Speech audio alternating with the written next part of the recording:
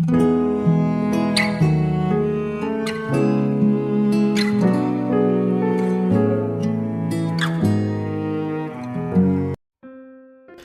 saudara yang kasih Tuhan Yesus, selamat malam dan salam sejahtera bagi saudaranya semua. Saya menyapa bagi saudara yang ada di Indonesia dari Sabang sampai Merauke, baik yang di kota maupun yang di desa, di pelosok tanah air, dan saudara semua di Malaysia, di Kamboja, Singapura, dan di Amerika Serikat. Sungguh senang sekali kembali menjumpai saat ini. Kiranya damai sejahtera dan sukacita daripada Roh Kudus melimpah dalam hati dan kehidupan saudara semua. Dan kiranya saudara semua dalam keadaan sehat selalu, puji Tuhan. Selamat datang kembali di Pokok Anggur bersama saya Yosia Krisbianto. Mari saudaraku, sebelum kita bersama-sama merenungkan firman Tuhan, mari kita bersatu di dalam doa. Bapa di surga, Bapa yang baik, yang penuh dengan kasih dan karunia, Bapa yang kami puji, kami tinggikan, muliakan di dalam nama Tuhan Yesus. Kami sungguh berterima kasih karena pertolongan Tuhan, penyertaan Tuhan yang sempurna di sepanjang hari ini, sehingga kami boleh mampu dan dimampukan Tuhan untuk melewati hari ini, hari yang Tuhan beri untuk kami dapat melakukan tugas, tanggung jawab kami, aktivitas kami, pelayanan kami semua. Itu karena berkat pertolongan daripada Tuhan. Dan pada saat ini kami kembali rindu ya Tuhan untuk merenungkan firman-Mu. Mari ya berbicaralah kepada kami, urapi jamah hati kami, sehingga kami dapat memahami maksud firman Tuhan. Terima kasih Tuhan, kami siap merenungkan firman-Mu, hanya di dalam nama Tuhan Yesus Kristus kami berdoa. Amin, puji Tuhan. Baik saudara yang kasih Tuhan Yesus, pembacaan firman Tuhan pada saat malam hari ini terambil dalam Ibrani 11 ayat yang ke-13.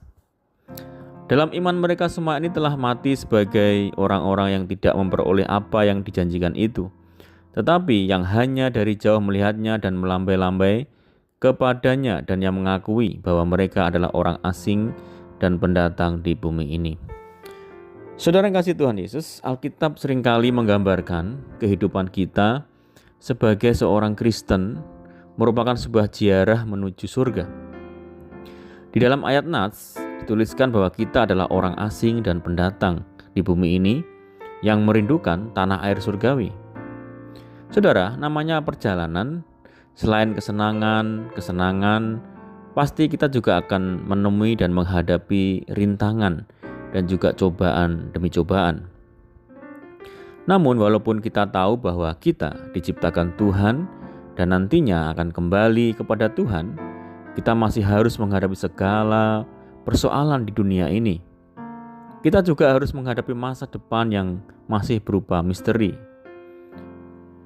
Di sebuah Amsal mengatakan, janganlah memuji diri karena esok hari, karena engkau tidak tahu apa yang akan terjadi hari itu.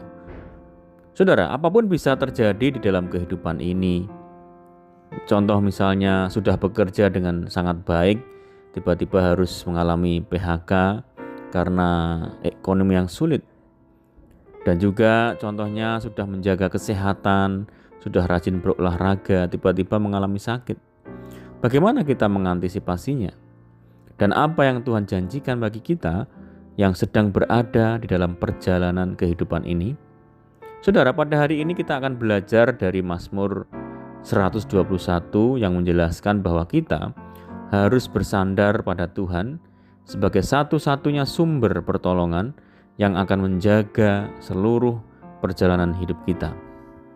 Saudaraku, pada masa perjanjian lama, orang-orang Israel dari berbagai tempat akan melakukan ziarah ke Yerusalem 3 kali dalam setahun untuk menyembah Tuhan pada hari-hari besar tertentu.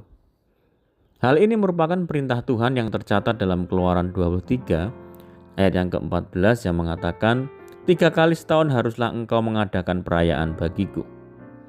Hari besar tersebut adalah Hari Raya Paskah untuk memperingati keluarnya bangsa Israel dari tanah Mesir, Hari Raya Pantekosta, hari ke-50 setelah Paskah yang dirayakan sebagai hari penuaian dan ucapan syukur kepada Allah, serta Hari Raya Pondok Daun untuk memperingati pengembaraan bangsa Israel selama berada di padang gurun. Di sepanjang perjalanan itu, tentunya ada banyak sekali bahaya. Kekurangan air, tersesat, jatuh ke jurang, bertemu dengan binatang buas, ataupun dirampok di tengah jalan, dan sebagainya. Oleh karena itu saudara, pada Mazmur pasal yang ke-121 ini dinyanyikan untuk memberi penguatan kepada para peziarah tersebut. Saudara yang kasih Tuhan Yesus, harta dan kekayaan itu bisa habis, kesehatan boleh saja menurun, dan bahkan keadaan kita bisa begitu buruk sehingga seolah-olah Tuhan meninggalkan kita. Namun saudara, Roh Kudus akan menjaga kita sehingga kita tetap bisa mempertahankan harta kita yang paling berharga dan kekal, yaitu Kristus.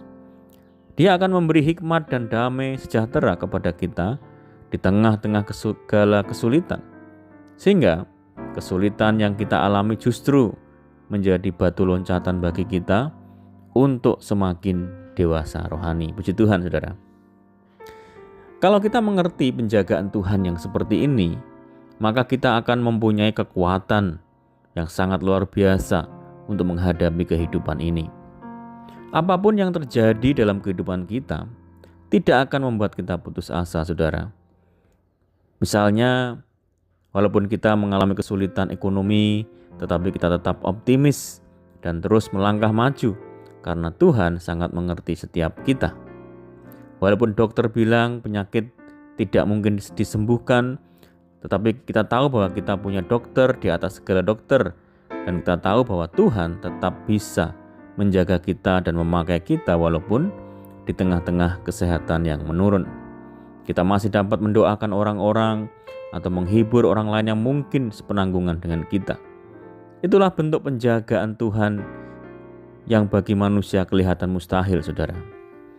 Saudara yang kasih Tuhan Yesus, melalui Mazmur ini kita sudah mempelajari bahwa kita harus bersandar pada Tuhan sebagai satu-satunya sumber pertolongan yang akan menjaga seluruh perjalanan hidup kita. Melalui Alkitab, kita sebagai orang Kristen ternyata tidak hanya tahu dari mana asal kita dan kemana kita pergi setelah kehidupan ini berakhir, tetapi kita juga tahu apa yang akan Tuhan lakukan sepanjang perjalanan hidup yang penuh ketidakpastian ini, saudara. Hendaknya ini menjadi kekuatan untuk menjalani hidup dan melewati segala permasalahan dengan bersandar pada janji Tuhan. Di dalam Matius 28:20b mengatakan, "Aku menyertai kamu senantiasa sampai kepada akhir zaman." Saudaraku, Tuhan yang menyertai umatnya sejak bumi dijadikan, Dia juga yang akan menyertai kehidupan kita semua dari sekarang ini hingga kelak tiba di kerajaan surga yang kekal. Amin. Puji Tuhan. Mari kita berdoa. Bapa di surga, Bapa di dalam nama Tuhan Yesus Kristus, terima kasih Tuhan buat firman-Mu. Terima kasih buat penjagaan Tuhan. Sekalipun kami hidup dalam dunia ini yang begitu banyak pergumulan persoalan, namun kami sadar melalui firman Tuhan saat ini meneguhkan setiap kami bahwa selalu ada bagi kami Engkau ya Tuhan. Terima kasih Tuhan Yesus. Dan saat ini kami merindu berdoa bagi setiap kami yang mendengar program ini dimanapun berada, yang di dalam negeri maupun di luar negeri, saudara kami di perantauan. Tuhan memberkati mereka, menaungi hidup mereka. Tuhan meneguhkan hati mereka untuk senantiasa kuat dan kokoh di dalam pengiringan kepada Tuhan. Tuhan menjamah saudara kami yang saat ini mengalami sakit di dalam nama Tuhan Yesus. Tuhan memberkati saudara kami semua dalam kehidupan keluarga, rumah tangga, pekerjaan, bisnis, pendidikan, pekerjaan di kantor, di perkebunan, perladangan, dan dimanapun mereka bekerja. Mohon penyertaan penjagaan Tuhan saat malam ini.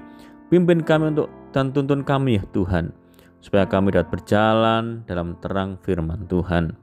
Berdoa bagi saudara kami yang terikat oleh kuasa dan kutuk dosa, dibebaskan, dilepaskan di dalam nama Tuhan Yesus. Tuhan berikan penghiburan bagi setiap kami yang menderita, berikan kekuatan bagi setiap kami yang lemah dan putus asa. Berdoa bagi daerah kami, kota kami, desa kami, dan negeri kami. Tuhan memberkati, Tuhan yang memulihkan. Terima kasih Tuhan. Ini doa kami hanya di dalam nama Tuhan Yesus Kristus. Kami berdoa. Amin. Puji Tuhan, saudara, kita sudah mendengarkan firman Tuhan, dan saya percaya saudara semua diberkati. Tetaplah bersukacita dalam Tuhan, mengandalkan Tuhan. Sampai jumpa di renungan berikutnya. Saya ucapkan selamat malam. Tuhan Yesus memberkati. Haleluya.